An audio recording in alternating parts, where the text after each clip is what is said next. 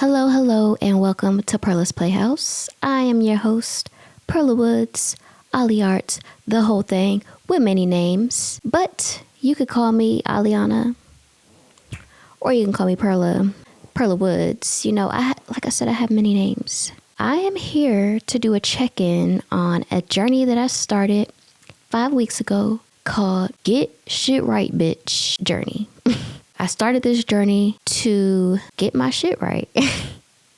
Not get my life together because, I've been doing a good job at my life is together, okay? My life is good. But I needed to focus on the physicalities of my life, my body, my environment, my manifestations, and the material aspects of life. I needed to grab a hold of my shit. Grab it by the horns and ride the bull till its balls fall off. That's what I do. I could thank a friend for telling me that. I believe that's how he said it.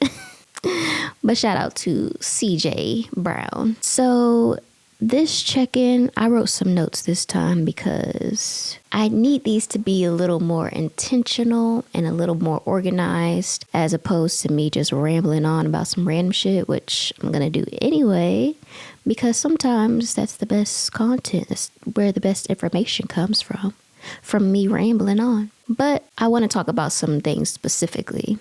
So last week, I ended my check-in with a goal, which was to explore vulnerability, explore my vulnerability, explore how to be vulnerable and whether I am vulnerable. And what does that even mean to me? I'd been watching some videos, listening to some podcasts. I watched or listened to one podcast with Deepak Chopra and Oprah, and one of the biggest things I took from that is my vulnerability for me is going to come from a place where I'm being the most authentic. Now, for Oprah, it was different because her authentic self, she didn't claim to be her vulnerable self. But for me, it takes a lot for me to be my completely whole self at all times. So if I'm able to do that, that means there are guards let down and I'm being vulnerable. I'm saying the things that are coming to my mind. And when I chose to explore that side, my goal was to be vulnerable. But I didn't have specific actions that I was going to take to do that.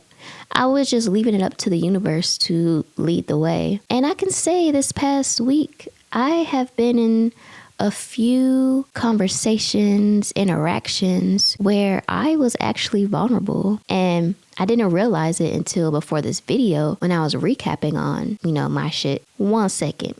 I just got distracted. I had to go move my sticks out the frame.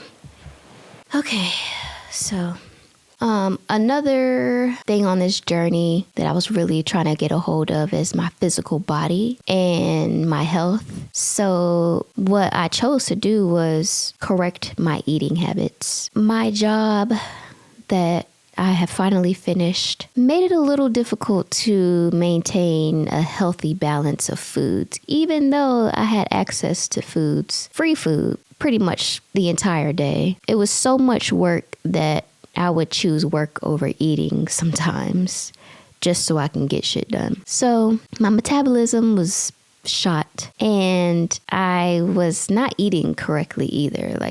I'm a snacker. So not all my snacks were good. So I needed to correct that. So I've been trying to eat every 3 hours to speed up my metabolism and eat healthier foods. Eat fruits and vegetables, the greens, the rainbows, the colors. And I've been doing pretty good about that. So let's give myself a round of applause for getting my health in check, taking my vitamins, drinking my water, and eating more, working out when I can.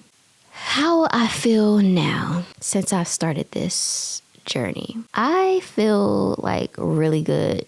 Now, some other things that I've been doing on this journey is, taking a break from social media. I needed to fast from social media because a lot of things I do up there are more to receive attention, to receive a like, to receive morale. So yeah, I wanted to take a break so that I can just stop doing it. just stop posting for attention. Like, my shit ain't deliberate. It's not like I need it. It's more so really subtle, because that's my character, is to have subtle intentions that are hidden beneath the surface. So I really wanted to be more intentional with what I'm posting and why I'm posting, and posting for authentic reasons, not for self-gratitude. This whole journey period, like, when I do things like this, I really just let go of control and give it to the universe. Have these intentions that I want, and just have faith that it's going to happen for me. Or I'm going to be presented with opportunities and situations where I'm going to have to perform these things that I want.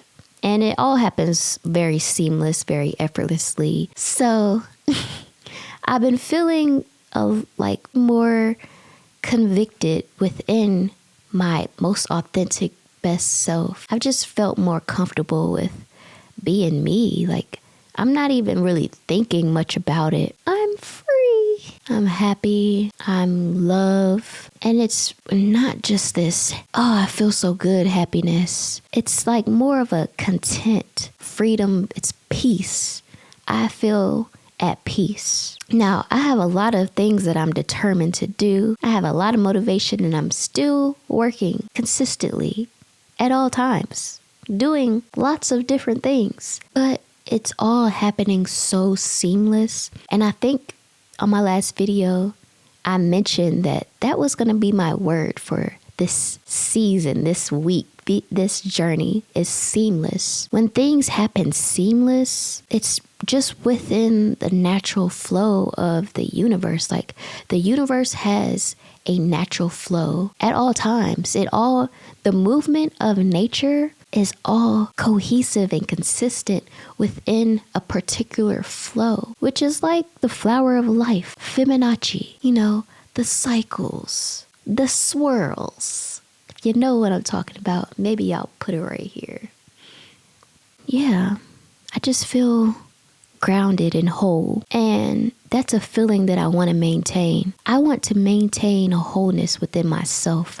I don't want to have to find it elsewhere. Like, even if there are people in this world that give me love and share love with me, I still want to be completely whole within myself. I don't want that love to affect me so much where it starts, sending me off balance. I don't want that.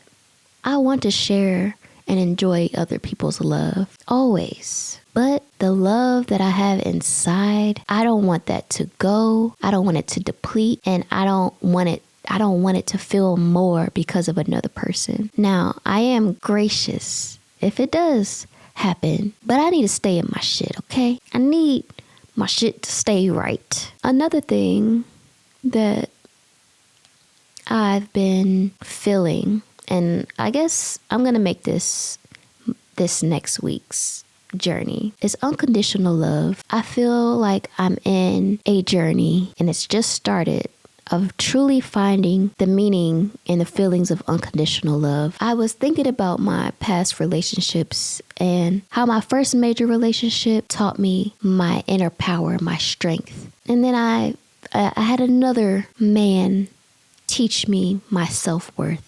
And now I feel like I'm learning unconditional love through another human being that I feel strong connections to. All beautiful men. Thank you, beautiful men, for teaching me life lessons like strength, self-worth, and unconditional love. So that was the last thing I wrote on my list for this check-in, is unconditional love, and how I feel like I'm coming into truly knowing what unconditional love is. Unconditional love is allowing a person to be themselves, allowing a person to do what they do, and loving them anyway. I think anything other than unconditional love can tear us apart. We get into relationships, we fall in love with these ideas and perceptions of another person. We have expectations of that person, and it's possibly beyond who that person really even is. And it's just really fucked up, man.